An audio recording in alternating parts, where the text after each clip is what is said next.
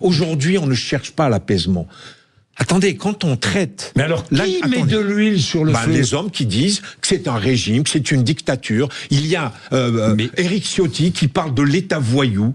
Attendez, qu'il n'y a pas de démocratie dans ce pays, que Tebboune est un dictateur. Il a été élu. Enfin, il y a quand même des dizaines de milliers d'opposants politiques qui sont emprisonnés en Algérie. Pourquoi il n'y en a pas ici en France où il n'y en a pas des opposants politiques, des dizaines de milliers, non? Oh, des dizaines de milliers qui sont... Demandez aux Kabyles, vous les connaissez? Bien sûr.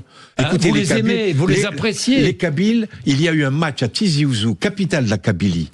Le drapeau algérien flottait.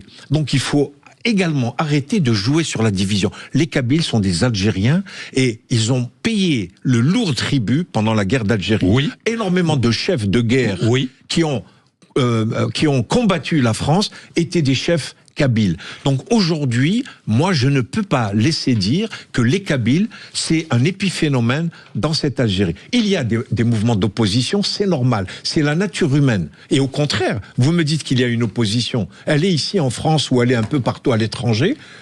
Moi je trouve que cette opposition, c'est quelque chose qui fait en sorte que nous vivons notre démocratie. D'une certaine manière, ce n'est pas les mêmes règles. Je vais vous prendre deux grands pays démocratiques qui, pour moi, sont des pays importants, les États-Unis et la France. Mais vous voyez que la démocratie s'exprime de différentes manières. Aujourd'hui, on voit bien les écarts qui sont en train de se faire aux États-Unis. Donc, moi, je ne souhaite pas